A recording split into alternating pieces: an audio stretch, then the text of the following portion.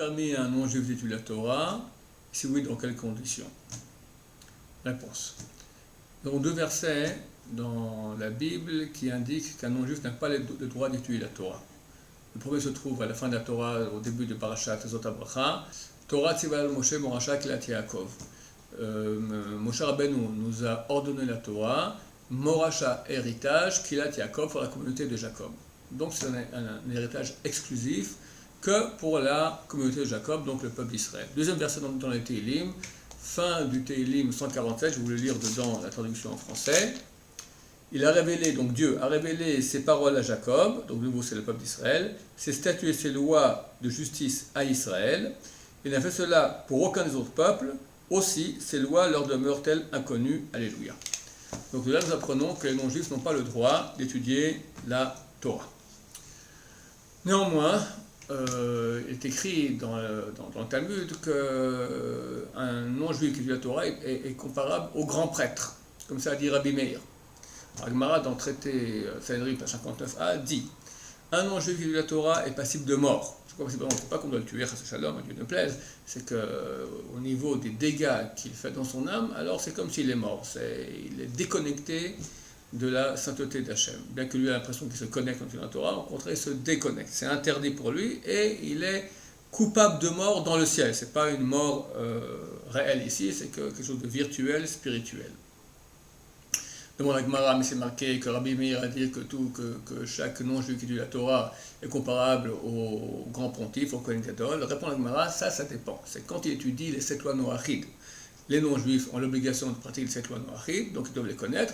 Donc ils doivent étudier toute la Torah, toute la Bible, tous les préceptes relatifs à ces 7 lois noachides. Mais le reste de la Torah qui ne les concerne pas, ils n'ont pas le droit d'étudier. Et ils sont coupables de mort spirituelle s'ils le font.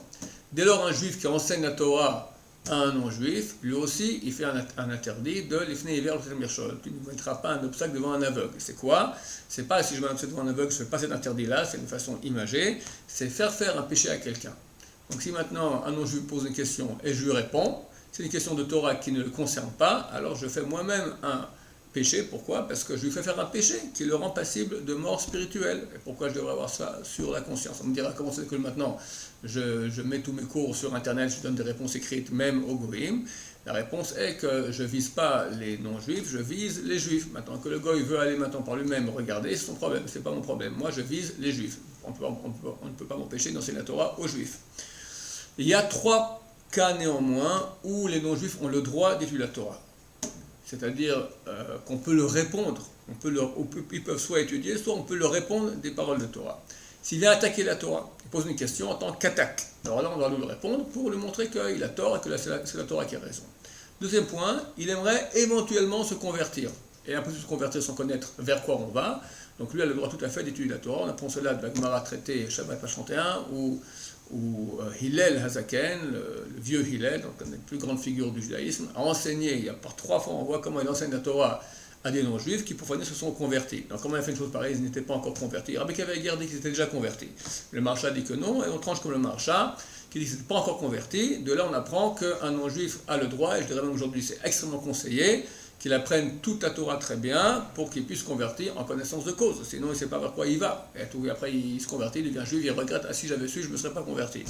Donc, au contraire, c'est bien qu'il étudie beaucoup de Torah, qu'il sache vers quoi il va. C'est le deuxième cas. Troisième cas, si on lui répond une réponse ponctuelle, on pose une question, si ce n'est pas vraiment l'enseignement, mais c'est ponctuel, alors de temps en temps comme ça, on peut donner une réponse ponctuelle.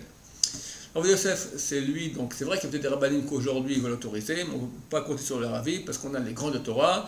Alors, Yosef, dans son livre Yabi Omer, tome 2, Yoredea, chapitre 17, écrit donc tout ce que je suis en train de vous dire que c'est interdit. Et pose la question, on voit bien que du temps de Josué, la Torah a été écrite en 70 langues sur des rochers enduits de plâtre. C'était à Shrem, près du mont Eval, là-bas il y avait un autel.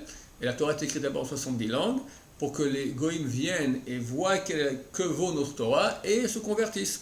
Alors répondre à Yosef, c'était ponctuel, c'était à l'époque, pour leur donner l'occasion de se convertir, de connaître la Torah et ainsi pouvoir se convertir ou pratiquer la Torah en tant que non-juif.